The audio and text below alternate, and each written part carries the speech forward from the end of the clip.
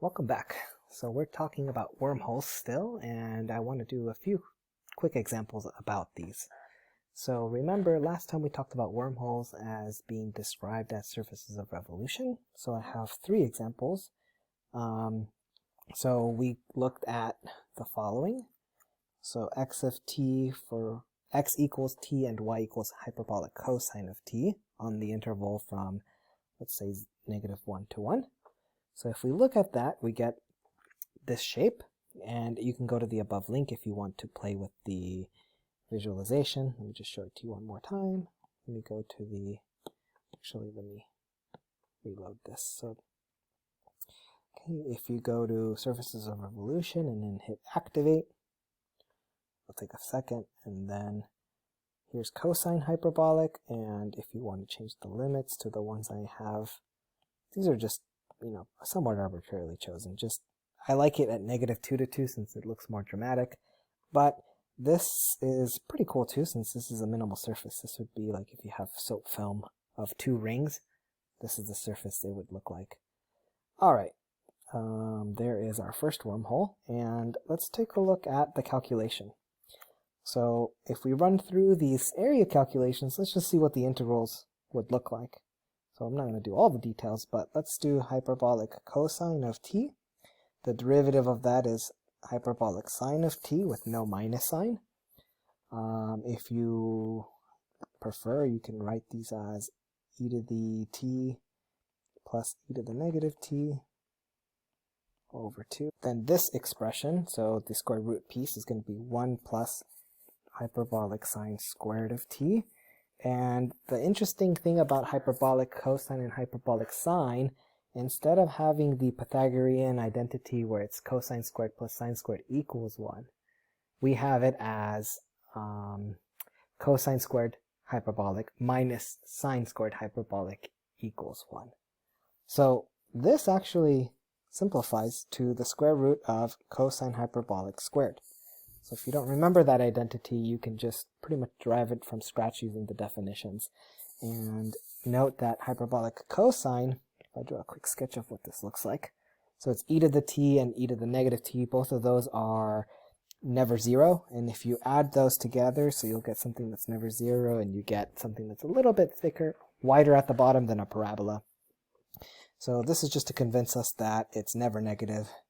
So we actually get cosine hyperbolic of t. So this integral here, so the area of a surface of revolution, so we derived this formula previously, it's going to be 2 pi integral of I, so I just decided I would be -1 to 1, and we're going to have cosine hyperbolic of t times the square root piece, which is also cosine hyperbolic. So it's actually cosine hyperbolic squared dt. And how do you integrate cosine squared? Well, you have to use the double angle formula. There is a corresponding double angle formula for hyperbolic. And you get 1 plus cosine hyperbolic of 2 times t over 2 dt.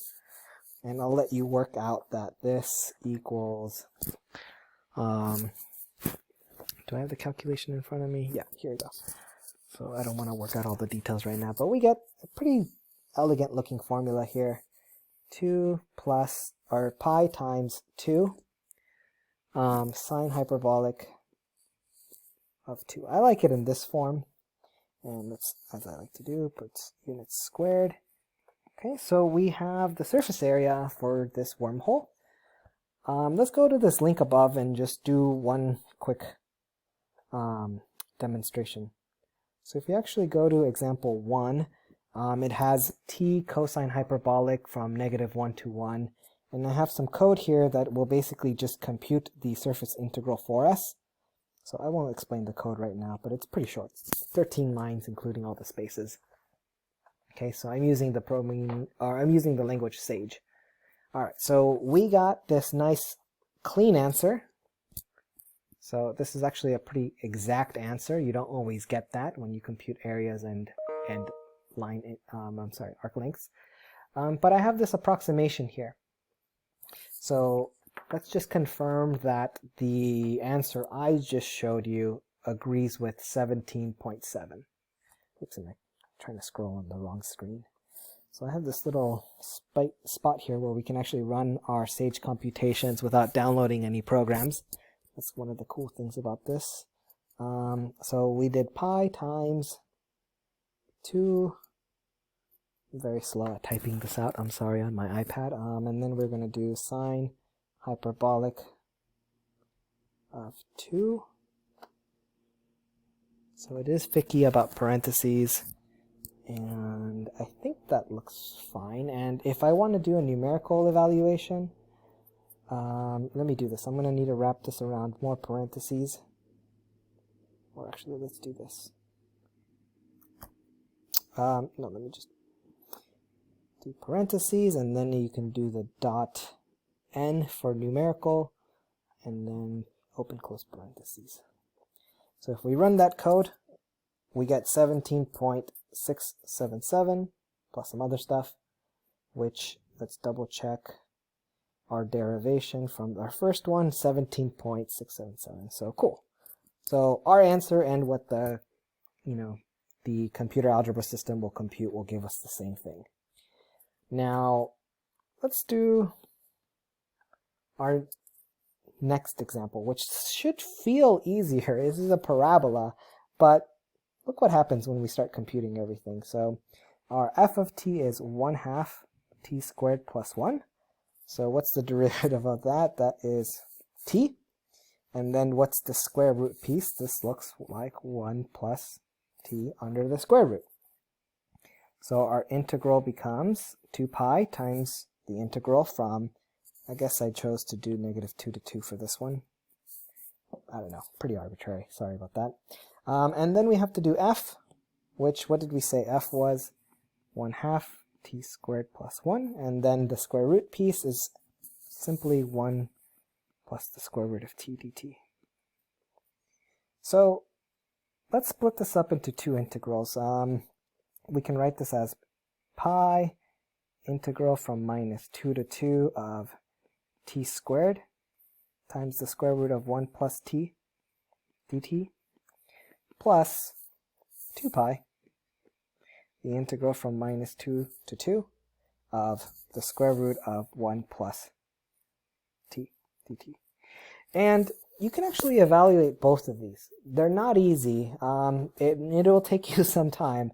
I do encourage you to do them. It's a great exercise from Calc 2. And I'll even give you the hint. You're going to start off with setting t, and the same trig substitution is going to work for both integrals. So you're going to use t is tangent of theta. Okay, and why do you do that? Because if you do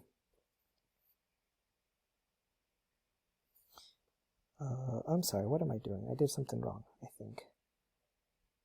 Sorry, I'm glad I caught this while I'm still recording.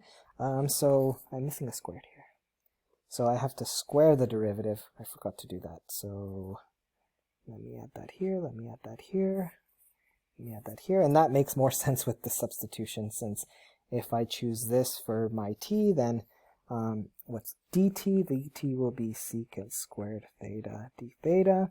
And the reason we choose such a substitution is because 1 plus t squared square root is going to be 1 plus tangent squared, which will be secant squared by Pythagorean identity, which just gives us secant of theta. And then at this point, let's say the hint number 1, and then let's do another hint. If you're doing an interesting integral, there's two tricks. Usually some sort of clever U substitution. We did that one in hint 1. The second good hint is you'll probably need to use integration by parts. Alright, so you're basically going to do the integral of secant cubed, which is also one of those, how do you do the powers of trig functions? So it's basically this little problem. Wormhole number 2 is basically all of calculus 2 in one single problem. I love it. Anyway, so I'm not going to derive it like I did for example 1. Why don't we just convince ourselves that when we have a fun rainy day, we can just do a lot of calculations. Let's just go ahead and run the Sage code for our second example. So here's the parametrized curve from -2 to 2, and Sage does this pretty quickly. It'll even give us an exact formula, okay, which is, the formula that if you do it by hand, it won't look like this. So it'll take some work to actually prove that this formula and the formula you derive is the same, but we get 67.6, let's say, for our surface area. So we get a nice little value. One more example I want to do. This is the example. Let's go back to these notes here. So that was our parabola. Let's go to one more example here where we have this kind of hourglass looking curve. And if we run through the calculations here, something interesting is going to happen is we're going to get 2 plus cosine of t. Pretty easy function. Derivative will be negative sine of t. And then this piece will be 1 plus sine squared of t square root, which gives us the following integral to ponder. Now we are going from 0 to 2 pi in this example, and we are going to get 2 plus cosine of t times the square root of 1 plus sine squared of t dt. Alright, so this splits up into two types of integrals. Let's write 4 pi, the integral of the square root of 1 plus sine squared of t dt, plus 2 pi, the integral of cosine of t, the square root of 1 plus sine squared t dt. Alright, so the second one is a pretty challenging calculation. So if you did the parabola example from the previous, it'll really help you visualize how to do the second integral. But what I want to talk about is the cool one, which is this integral here. This looks like something that we should be able to do. The square root of 1 plus sine squared t dt. However, there is no known formula for this integral, ignoring the 4 pi. This is what we call an elliptic integral. So just like if you think about, sine and cosine are these transcendental functions that we gave them a name. How do you actually compute those with exact values? Well, you have to go back to Calc 2 and then basically do a power series expansion. This thing also has no clean exact form. So if you wanted to compute this, you're going to have to use numerical integration. If you're interested, actually, I have the code here, and I don't want to run it for example 3. If you look at example 3, it's this one. If I run the same code as before, what's going to happen is basically it'll take forever, and when it's done, it doesn't even give you an answer. It just gives you the integral, basically exactly as written, which is code for it doesn't know how to compute it. It can't give you an exact form. So one of the things I do for example 3 is, well, you want to basically replace this line of code with a numerical integral. And I don't think we call it, I think it's numerical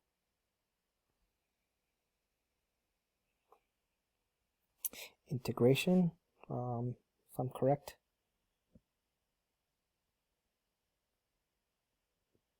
Alright, let me see if I can run this one. And hopefully this one doesn't take forever. Okay, but this is for the, okay, I forgot how to do it. Maybe it's numerical integral.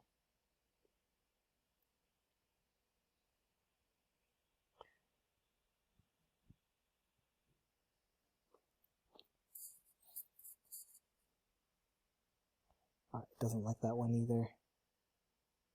Okay, I forgot. I'm sorry.